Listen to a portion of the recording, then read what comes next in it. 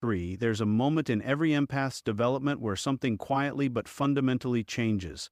It doesn't look dramatic from the outside. There's no sudden announcement, no visible shift that others can immediately point to. But internally, the entire system begins to reorganize. And that moment begins with one decision: to stop automatically absorbing everything. Because in the earlier stages, empathy operates without structure. Every emotion in the environment feels relevant.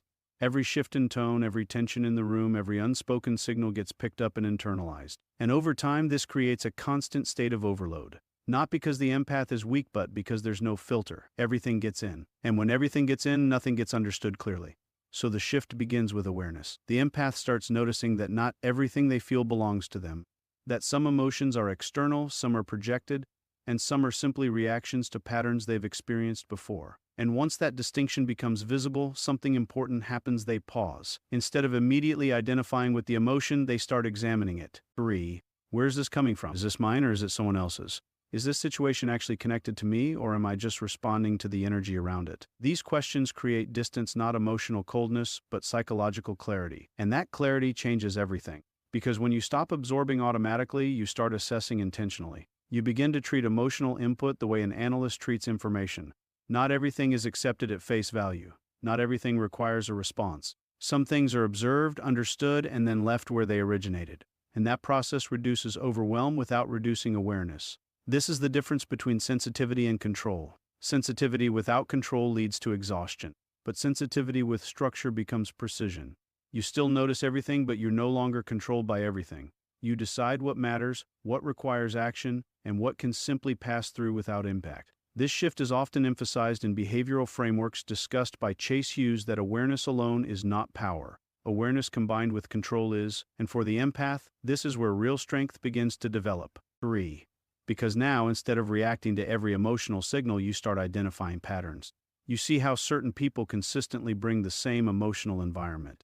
You recognize when something is being projected onto you rather than shared with you. And most importantly, you stop confusing intensity with importance. Not everything that feels strong deserves your energy. That realization alone changes how you move through the world. You become less overwhelmed, less reactive, and far more deliberate. Your presence stabilizes. Your responses become measured, and your energy is no longer scattered across everything it's directed. This is the beginning of the comeback. Not louder, not more emotional, but more controlled, more aware, and more selective. Because the moment you stop absorbing everything you feel, you finally gain the ability to decide what deserves to stay and what doesn't. Once an empath stops absorbing everything, the next shift becomes unavoidable: how they give. Because in the earlier stages, giving is often automatic. It's driven by impulse, by discomfort with other people's pain, by the need to restore balance as quickly as possible. 3. If someone is struggling, the empath steps in. If something feels off, they try to fix it. The intention is genuine, but the pattern is unsustainable. Because when giving is automatic, it's not evaluated. There's no pause to ask whether the effort is effective, whether it's reciprocated, or whether it's even appropriate in that situation. It's simply given. And over time, this creates a dynamic where energy flows in one direction. The empath invests, supports, adjusts, and often receives very little in return. Not always because others are malicious, but because the pattern has trained them to expect it. So the comeback begins when that pattern is interrupted. The empath starts to recognize that not all giving is equal. Some forms of support lead to growth, clarity, and mutual respect. Others lead to dependency, imbalance, and repetition of the same problems. And once that distinction becomes clear, giving is no longer automatic, it becomes selective. This is where intention replaces impulse. Instead of asking, "Who needs help?" the question shifts to, "Where will my energy actually make a difference?" That's a very different filter. It requires observation, it requires patience. 3. And most importantly, it requires the willingness to not act immediately. Because sometimes the most effective response is restraint, not stepping in, not solving the problem, not filling the silence, allowing people to face consequences, to take responsibility, to demonstrate effort. And that's not a lack of empathy, it's a more advanced form of it. Because real support doesn't remove growth, it creates the conditions for it. This idea aligns with behavioral principles often discussed by Chase Hughes that behavior changes when reinforcement changes. If you consistently give without evaluation, you reinforce the existing pattern. If you become selective, the pattern either adjusts or reveals itself more clearly. And that clarity is valuable because you begin to see who respects your energy and who simply uses it. You notice who takes action versus who repeats the same cycles. You identify where your effort creates progress and where it disappears without impact. And once you see that consistently, your investment naturally becomes more precise. This is where the empath's value increases. Not because they give more, but because they give with intention. 3. Their time, attention, and support are no longer unlimited. They are directed. And anything that is directed becomes more meaningful, more respected, more effective.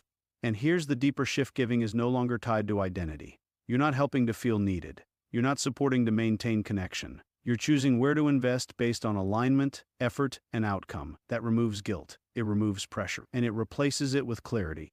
Because not everyone deserves the same level of access to your energy. And once you understand that, everything changes. Because the moment you stop giving everywhere, you start investing where it actually matters and where it can finally grow. Once giving becomes selective, the next shift is unavoidable: structure.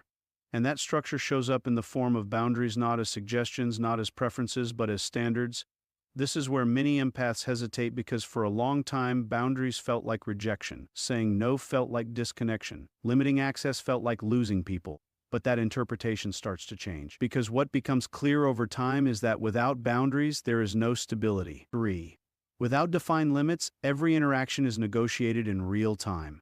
Every situation depends on how you feel in that moment, how the other person behaves, and how much pressure is present. That creates inconsistency, and inconsistency leads to exhaustion. So the empath begins to shift from reacting to defining. They stop waiting to see what happens and they start deciding what is acceptable before it happens. What kind of communication is allowed? What kind of behavior is tolerated? What kind of access is appropriate? These decisions are made in advance, not in the middle of emotional situations. And that changes everything, because when a boundary is predefined, it doesn't need to be debated. It doesn't need to be explained repeatedly. It simply needs to be followed. And this is where the difference becomes visible. Boundaries are no longer emotional responses, they are consistent structures. This is something often emphasized in behavioral frameworks associated with Chase Hughes, that behavior adjusts to clear and consistent patterns, not to emotional appeals. If a boundary is flexible, it becomes optional. If it is consistent, it becomes real. 3. So the empath stops negotiating their limits. They don't over-explain. They don't justify every decision. They don't try to make everyone comfortable with the boundary. Instead, they focus on enforcement. Quietly, consistently, without escalation. If a line is crossed, there is a response. If a pattern repeats, access changes. No intensity, just follow through. And this is where the dynamic shifts, because people begin to recognize that the rules are no longer changing. What was once flexible is now stable.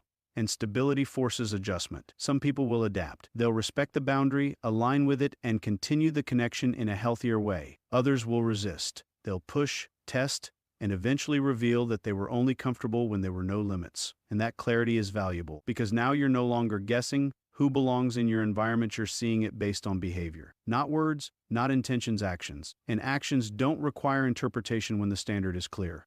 This is where the empath's identity strengthens. They're no longer defined by how much they tolerate. They're defined by what they allow. Their presence becomes structured. 3. Their energy becomes protected.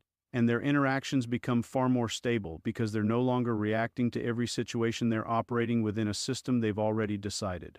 And here's the key: boundaries don't reduce connection. They refine it. Because when your standards are clear, only the right people remain and the rest remove themselves. Once boundaries become stable, something else begins to change: how the empath shows up in real time. Because earlier, their presence was largely reactive. They would feel something and then respond to it. A shift in someone's tone would trigger a shift in their own.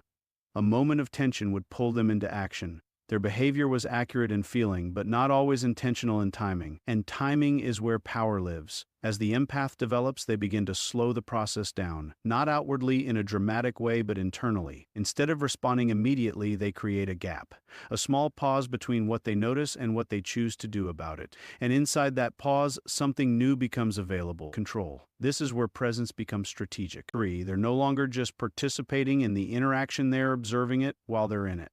They notice tone, pacing, emotional shifts, inconsistencies, but instead of reacting to each signal, they decide which ones matter. They choose when to engage, when to stay silent, and when to redirect the conversation.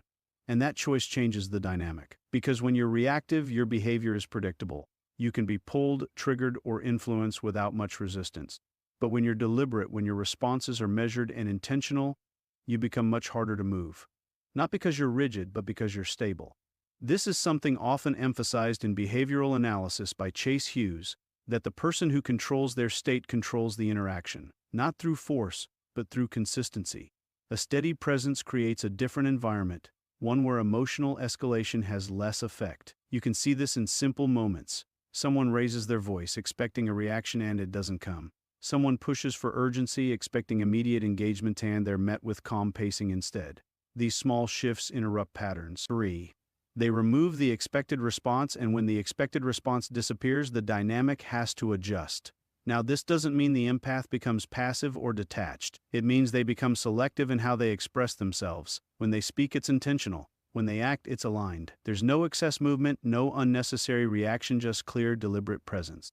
And over time, this creates influence. Not loud, visible influence, but quiet control over how interactions unfold. Because when your timing is consistent, your tone is stable, and your engagement is intentional, you shape the environment without needing to dominate it. This is where the empath's sensitivity becomes an advantage. They still notice everything, but now they decide what to do with what they notice.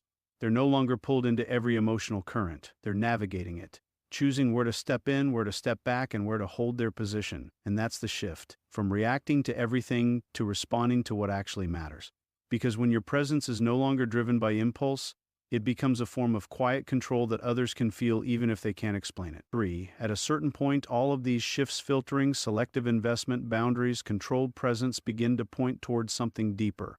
Not just a change in behavior, but a change in identity. Because for a long time, the empath has defined themselves primarily through sensitivity, through what they feel, how deeply they feel it, and how much they can hold for others. But sensitivity alone is not a complete identity. It's a trait, a powerful one but incomplete without structure. And when identity is built around a single trait, especially one that is externally responsive, it creates instability. Your sense of self becomes dependent on what's happening around you, on how others feel, how they behave, and how much they need from you. That's not control. That's dependence. So the comeback reaches its final stage when the empath begins to rebuild their identity, not by removing sensitivity, but by integrating it into something more stable. They stop asking, "What am I feeling?" as the primary question, and start asking, "What am I doing with what I feel?" That shift changes everything, because now sensitivity becomes input, not definition. 3. It's something you use, not something that defines you. You still notice more than most people. You still pick up on emotional nuance, subtle changes, unspoken dynamics. But those observations no longer determine who you are. They inform how you operate. This is where awareness becomes leverage. Instead of being overwhelmed by emotional information, you start applying it. You use it to read situations more accurately, to understand motivations, to anticipate patterns, and most importantly, to make decisions that are aligned with your standards, not just your feelings in the moment. This is a concept often emphasized in behavioral frameworks discussed by Chase Hughes, that traits become powerful only when they are directed. Undirected sensitivity leads to reactivity. Directed sensitivity becomes strategy, and this is where confidence begins to change form. It's no longer based on external validation or how well you're received by others. It becomes internal, built on consistency, on knowing that your actions align with your values, your boundaries, and your long-term direction. You trust your judgment not because you're always right, but because you're operating from a stable system. 3. And that stability creates a different presence. You're no longer adjusting yourself to fit every environment. You're bringing a defined version of yourself into each interaction.